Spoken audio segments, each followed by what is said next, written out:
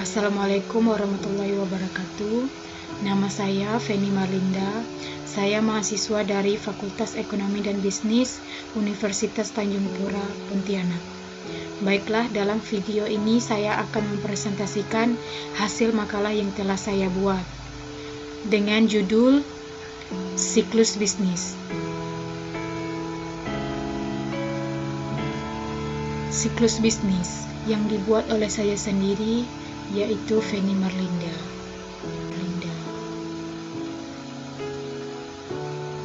Dalam siklus bisnis terdapat 3 macam materi yang akan saya bahas. Yang pertama, pro or counter cyclical. Yang kedua, lead or lag or coincident co-movement.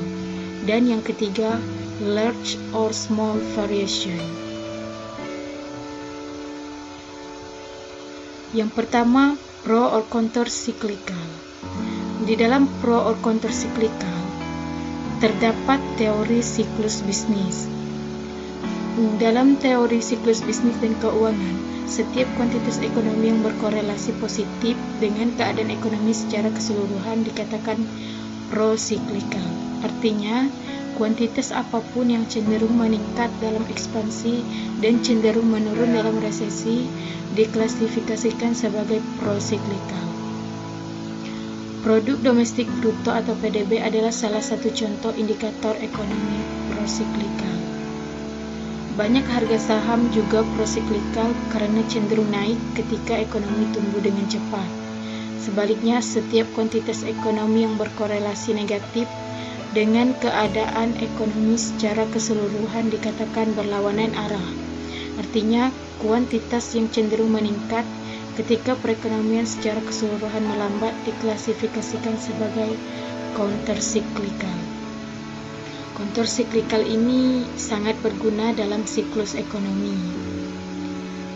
Pengangguran adalah contoh variabel counter-cyclical. Demikian pula kegagalan bisnis dan harga pasar saham cenderung bersifat counter-cyclical atau melawan siklus.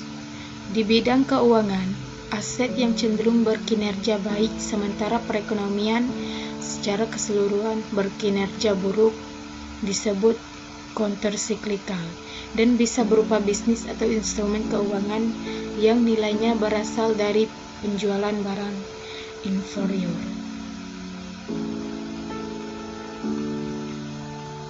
Konteks ini mengacu pada aspek kebijakan ekonomi yang dapat memperbesar fluktuasi ekonomi atau keuangan.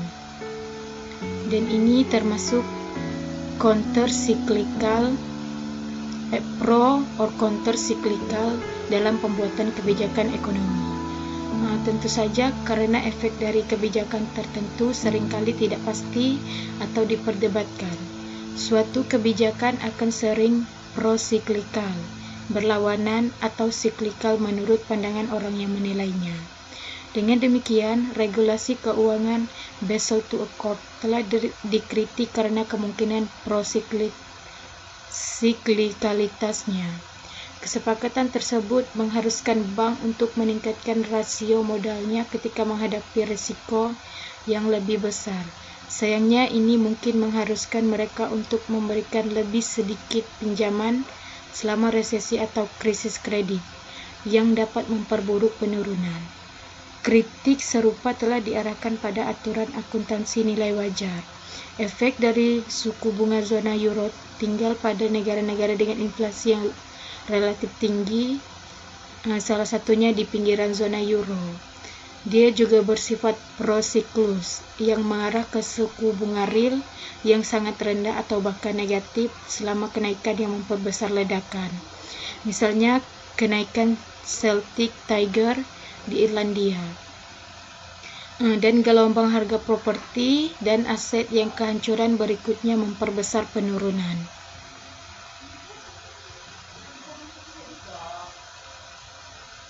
Materi yang kedua yaitu tentang lead or lag or coincident co-movement. Siklus bisnis dalam bahasa Inggris yaitu business cycles adalah suatu pola Pergerakan yang menggambarkan kondisi ekonomi naik atau turun mengenai aspek-aspek tentang kondisi ekspansi maupun kondisi puncak suatu pergerakan aktivitas ekonomi bisnis suatu negara yang akan memberikan pengaruh positif terhadap kinerja atau suatu perusahaan. Siklus ini mempunyai berbagai macam tahap dan nanti akan saya jelaskan ke slide yang berikutnya. Sehingga siklus bisnis merupakan bentuk fluktuasi dari sekumpulan kegiatan ekonomi suatu negara dari semua bidang usaha. Fase siklus bisnis dapat dilacak dari indikator aktivitas ekonomi seperti PDB real dan pertumbuhan produksi industri. Fase-fase tersebut meliputi ekspansi, puncak, kontraksi, dan palung, dan dapat berulang setiap waktu tetapi bervariasi. Inilah yang disebut dengan tahap dalam siklus bisnis. Siklus bisnis juga dikenal sebagai siklus ekonomi. Dalam siklus ini menunjukkan grafiknya yang turun naik atau berkelok-kelok. Siklus bisnis berbagi dalam 4 periode. Yang pertama, periode pada waktu kegiatan ekonomi mencapai puncaknya. Yang kedua, periode pada waktu kegiatan ekonomi mengalami penurunan. Yang ketiga, periode pada waktu kegiatan ekonomi mencapai titik terendah. Dan yang keempat, periode pada waktu kegiatan ekonomi mulai meningkat. Jadi seperti yang telah saya sebutkan tadi, bahwa pada grafik tersebut terjadi turun naik siklus bisnis tersebut. Pertama berada pada puncaknya, setelah itu menurun dan kembali lagi ke titik terendah. Setelah itu lanjut ke titik yang terakhir, yaitu semakin meningkat.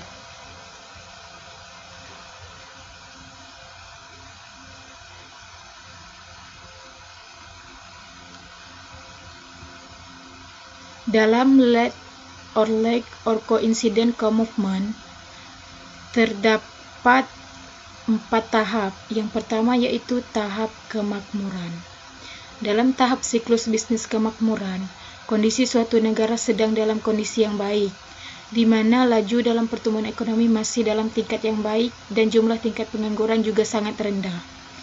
Ini merupakan kondisi yang sangat aman untuk bisnis. Dalam tahap siklus bisnis ini, daya beli masyarakat tentu semakin meningkat seiring dengan naiknya pendapatan masyarakat. Semakin besar pendapatan masyarakat, maka mereka akan semakin banyak membeli barang yang mereka butuhkan. Tahap ini, konsumen juga ingin memanfaatkan uang yang dimilikinya untuk mendapatkan tingkat kepuasan tertinggi atas barang dan jasa. Adapun dari sudut pandang produsen, kondisi ekonomi dalam tahap ini sering dimanfaatkan dengan melakukan ekspansi bisnis dan melakukan inovasi dengan memproduksi serta menawarkan produk-produk baru kepada konsumen. Karena sebagian masyarakat telah mendapatkan pendapatan yang besar, jadi ini adalah untuk kesempatan produsen untuk menawarkan barang-barang terbaru kepada konsumen. Dalam melakukan hal ini, Anda sebagai pemilik bisnis juga harus bisa mengatasinya dengan prinsip dan etika bisnis yang benar. Tentu dalam tahap ini, pebisnis juga mengalami banyak keuntungan.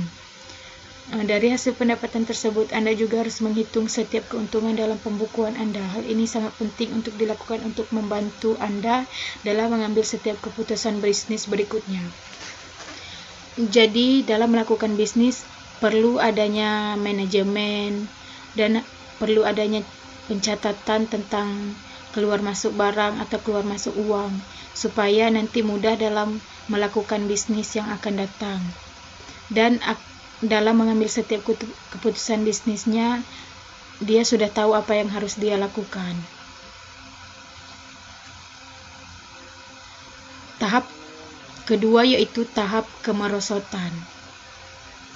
Setelah tahap makmur atau puncak siklus, maka kondisi ekonomi beranjak pada tahap kemerosotan yang mana ditandai dengan terjadinya resesi ekonomi yang tentu sangat mempengaruhi bisnis. Apabila perekonomian negara mengalami tahap resesi, maka hal tersebut diakibatkan karena nilai PDB mengalami penurunan selama lebih dari periode 1 tahun. Dari penurunan suatu pendapatan masyarakat, pebisnis dapat mengetahui siklus apa yang sedang mereka hadapi. Karena mereka sudah tahu ketika mereka dalam keadaan yang sedang tidak baik, jadi mereka sudah tahu apa yang akan mereka lakukan dan sudah di manajemen sebelum mereka berada pada tahap kemerosotan ini. Akibatnya output menurun dan pengangguran meningkat. Kondisi ini juga sangat berpengaruh pada berkurangnya penerimaan perusahaan, sehingga dengan kondisi tersebut harus dilakukan pengurangan pekerja atau biasa disebut dengan PHK. Dalam tahap ini, tentu setiap perusahaan lebih memprioritaskan produksi barang-barang yang mampu memberikan nilai plus kepada setiap konsumen.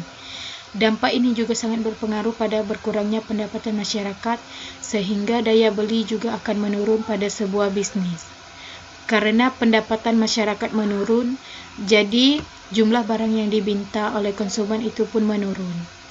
Dengan hal tersebut, maka konsumen akan menjadi lebih hati-hati dalam membelanjakan uangnya dan tidak lagi royal terhadap barang dan jasa. Tahap yang ketiga yaitu palung ekonomi. Palung ekonomi adalah suatu lekukan dalam pada tanah yang berisi pasir.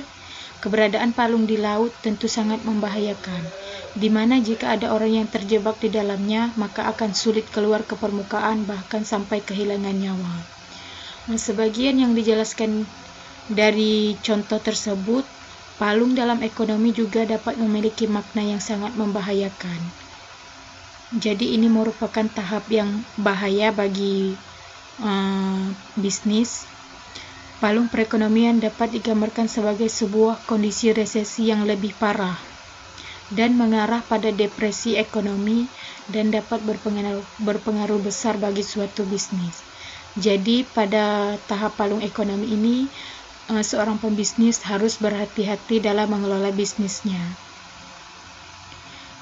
Apabila perekonomian suatu negara mengalami tahap palung, artinya suatu negara tersebut harus merumuskan kebijakan baik moneter maupun fiskal guna menyelamatkan perekonomian negara.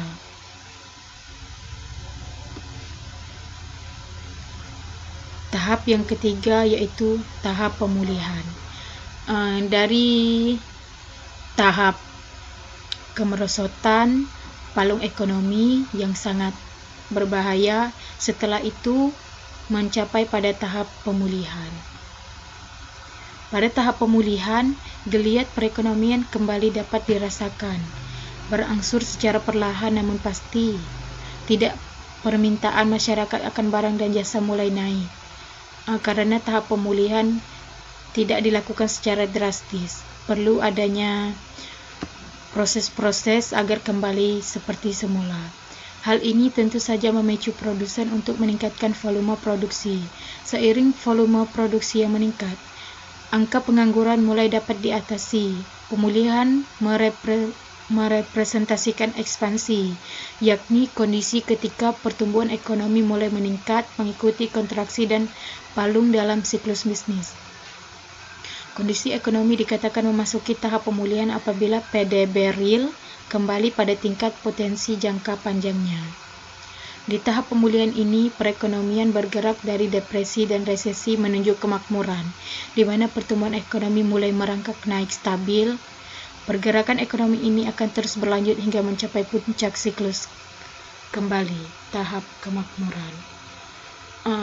Dalam siklus ini,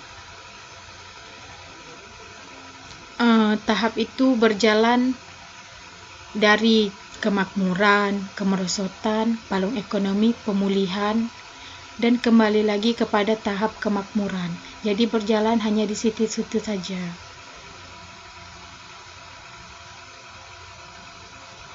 Materi yang ketiga yaitu large or small variation. Memahami siklus bisnis membantu kita untuk memprediksi bisnis di masa depan.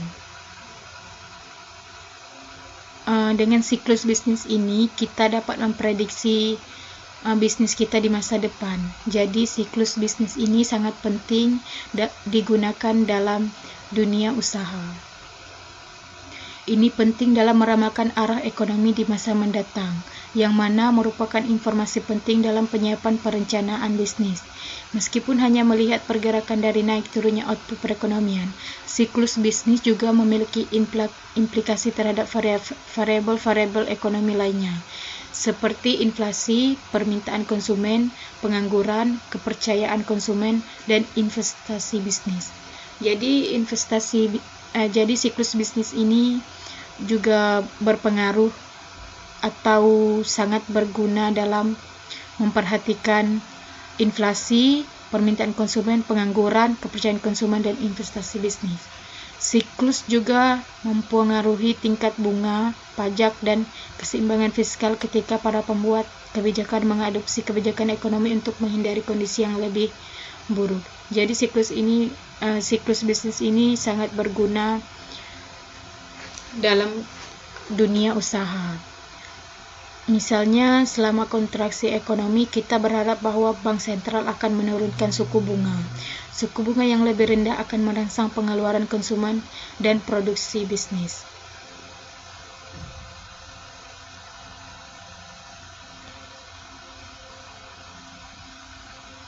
Dalam rate or small variation, terdapat fase siklus bisnis. Yang pertama, fase ekspansi. Fase ini terjadi setelah palung dan sebelum puncak. Pada periode ini, kegiatan ekonomi meningkat, konsumen yakin tentang pendapatan dan pekerjaan mereka membelanjakan lebih banyak barang dan jasa yang lebih beragam. Tidak hanya untuk barang tahan lama, permintaan yang tinggi dari konsumen mendorong perusahaan untuk meningkatkan produksi. Jadi fase ekspansi ini fase menuju ke puncak atau dari palung ke pemulihan, setelah itu menuju ke puncak.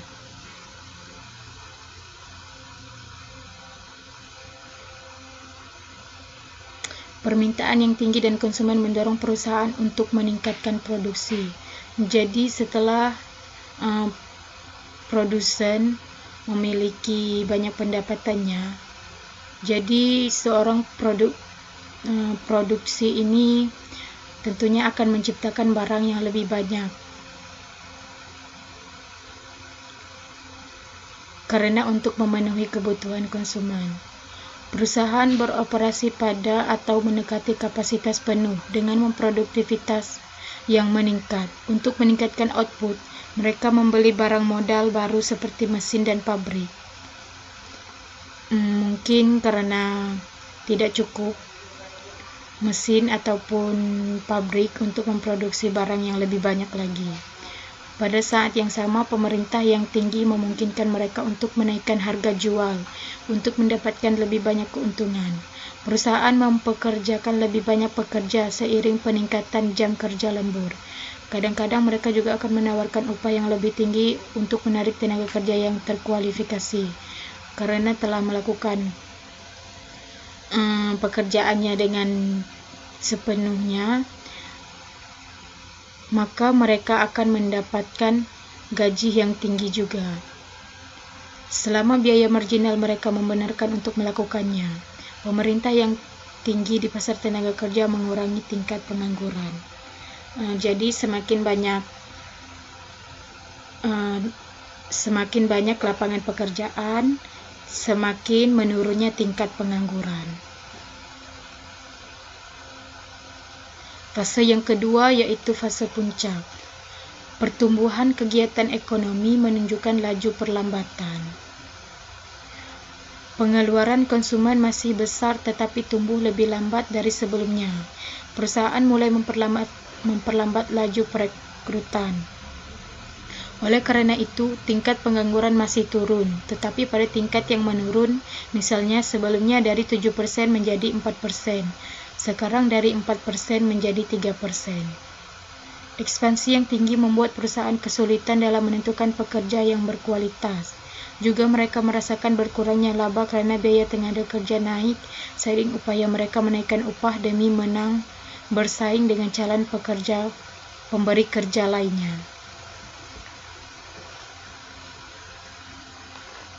Perusahaan kemudian meneruskan pertumbuhan upah tinggi ke harga jual untuk membuat tekanan inflasi meningkat lebih tinggi. Perlambatan pertumbuhan belanja konsumen membuat prospek permintaan melemah. Ini juga mendorong perusahaan mulai mengurangi belanja modal karena mereka melihat bahwa pertumbuhan ekonomi tidak akan bertahan lama. Mereka kemudian mengoptimalkan kapasitas produksi dan persediaan gudang saat ini untuk mencegah ekonomi dari inflasi yang berlebihan dan tidak terkendali. Pembuat kebijakan memperketat kebijakan.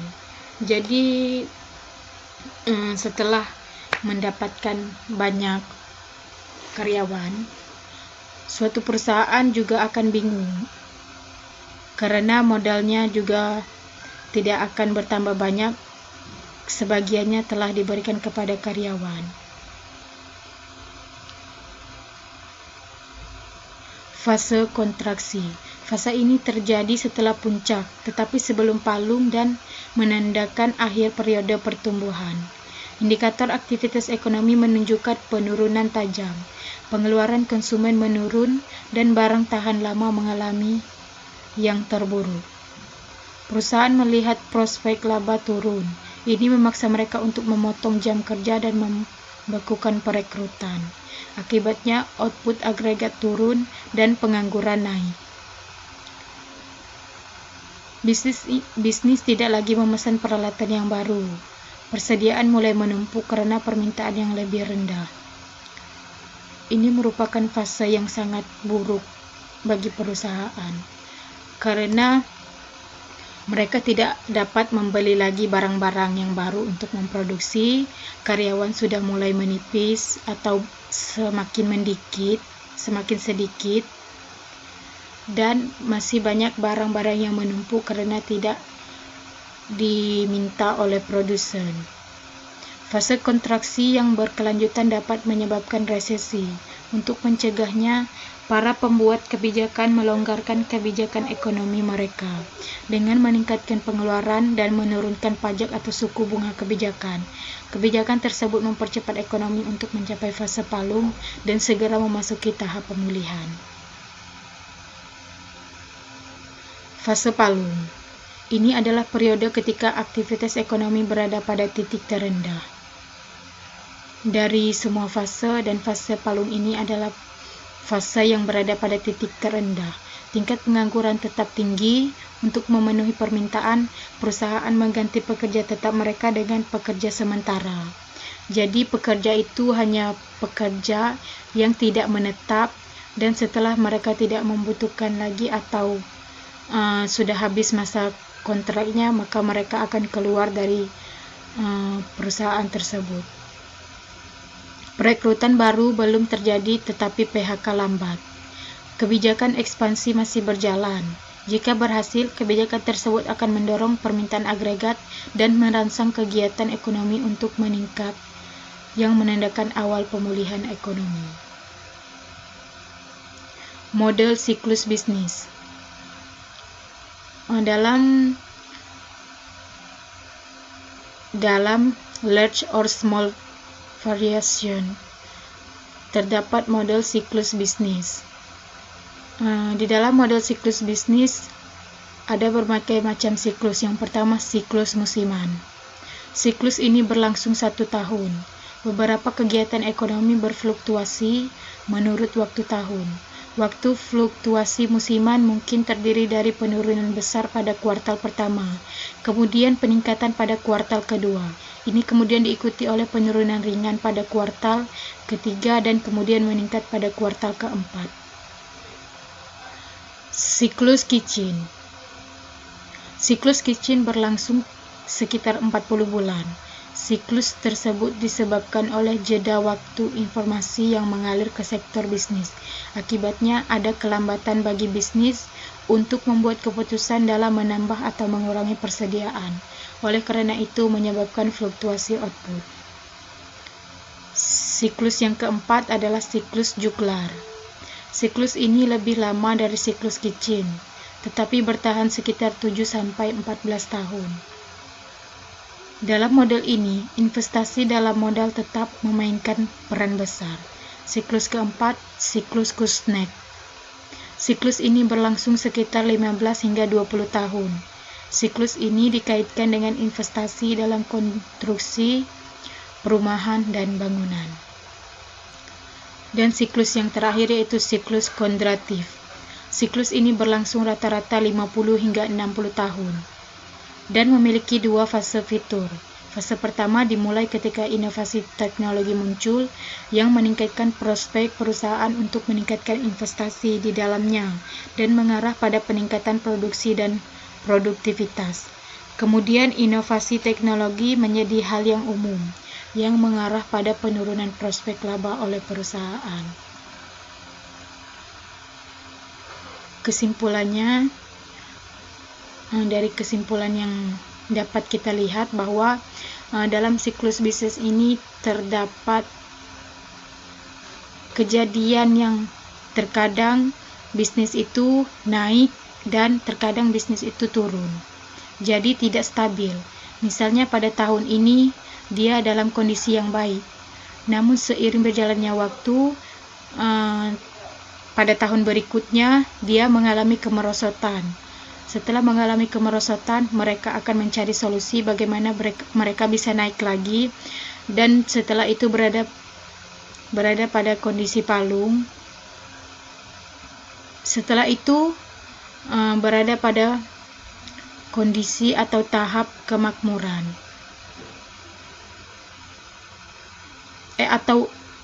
Berada pada kondisi pemulihan. Setelah berada pada kondisi pemulihan, dia akan berada pada kondisi puncak, di mana pada kondisi puncak perekonomian akan membaik, dan setelah itu berjalan dalam siklus bisnis itu terus. Siklus bisnis merupakan pola pergerakan yang menggambarkan kondisi ekonomi naik atau turun. Mengenai aspek-aspek tentang kondisi ekspansi maupun kondisi puncak, suatu pergerakan aktivitas ekonomi bisnis suatu negara yang memberikan positif terhadap kinerja suatu perusahaan. Dalam siklus bisnis terdapat pro dan kontra yang dapat memberikan perubahan untuk suatu perekonomian.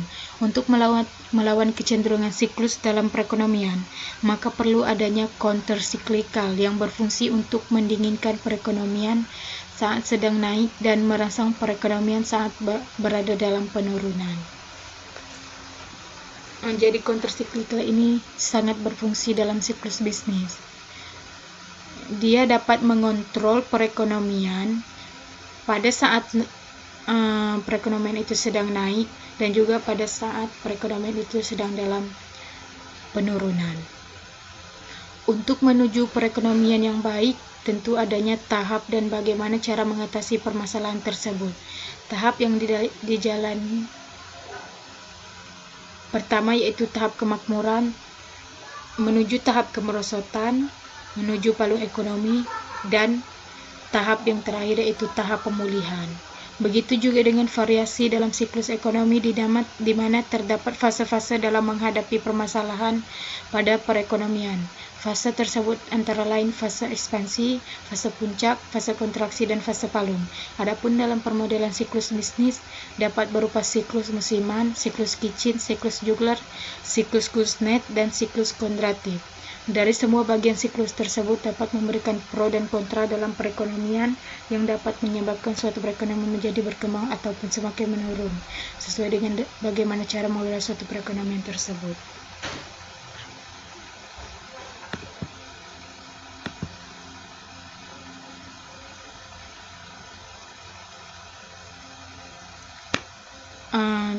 Sekian dari video yang saya buat. Mohon maaf jika banyak kesalahan. Kritik dan saran sangat berguna bagi saya. Terima kasih. Saya ucapkan wassalamualaikum warahmatullahi wabarakatuh.